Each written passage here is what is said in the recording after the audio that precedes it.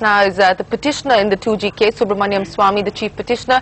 Mr. Swamy, appreciate you joining us here. Let me start by talking to you about the government's review petition. The government has not challenged the cancellation order. The government is basically challenging the court's prerogative to decide on policy making. It's saying that it's taken away the power from the executive by saying that the first come first served doctrine is flawed, it's lopsided because it impacts government decision making. Do you believe that that is a valid argument?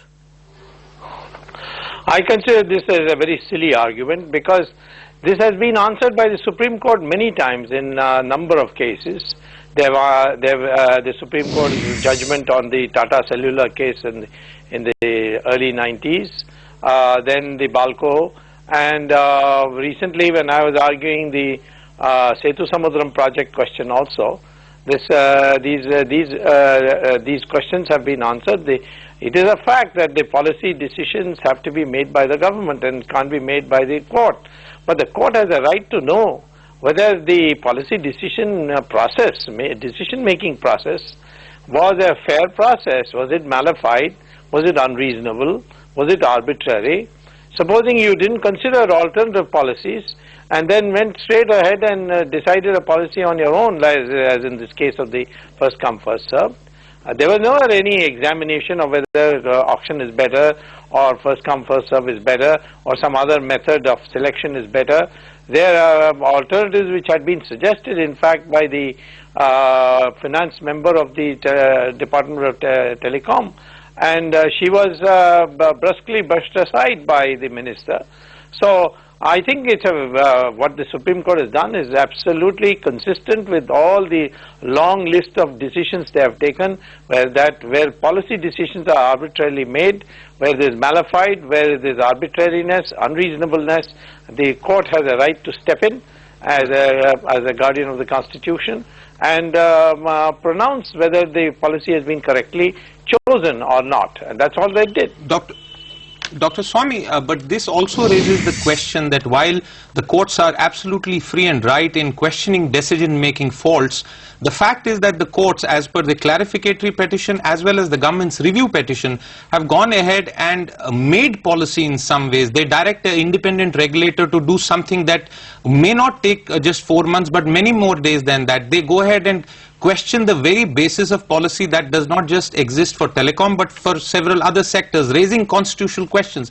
So while you are a petitioner in this case, don't you think that there are larger questions of judicial overreach that have arisen as a consequence of this judgment?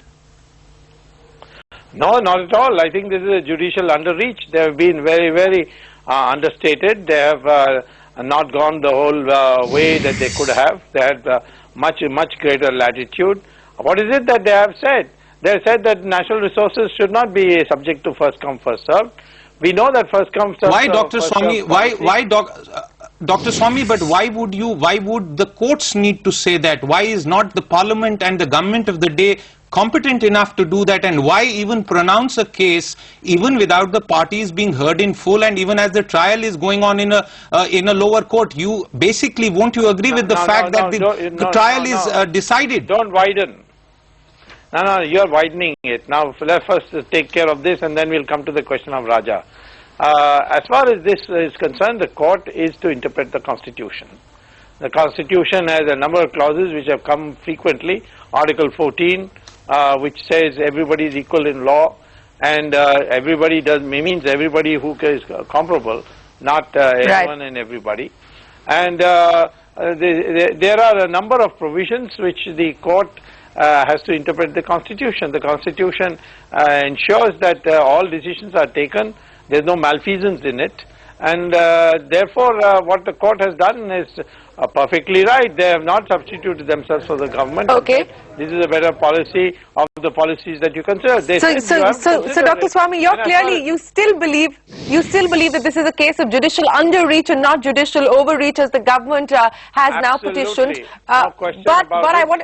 In fact, okay, I want to now move and talk to you about what's happened with A. Raja, and A. Raja has also moved court today, saying that the Supreme Court order prejudices his criminal trial, which is currently underway at Patiala Court. He's being denied a fair trial. He's being denied natural justice.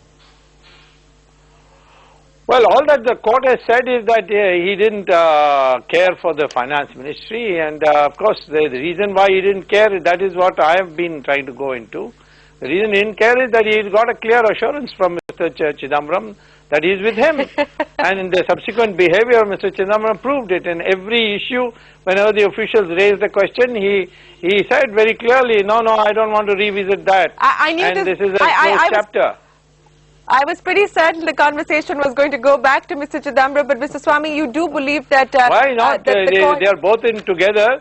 This is now even the trial court is admitted, even though they have not agreed to my summoning, the court summoning Mr. Chidambaram. They have agreed that the two of them decided together. So where is the question? I know the trial court has already said that I know the discussion on Mr. Chidambaram and your position and the court's position on Mr. Chidambaram's involvement will continue. But Mr. Swamy, we appreciate you joining us here on CNBC TV 18 with your thoughts on the government's review petition. Appreciate your time, sir. That's the Chief Petitioner in the 2G case, Subramanian Swamy, reacting to the review petitions that have been filed.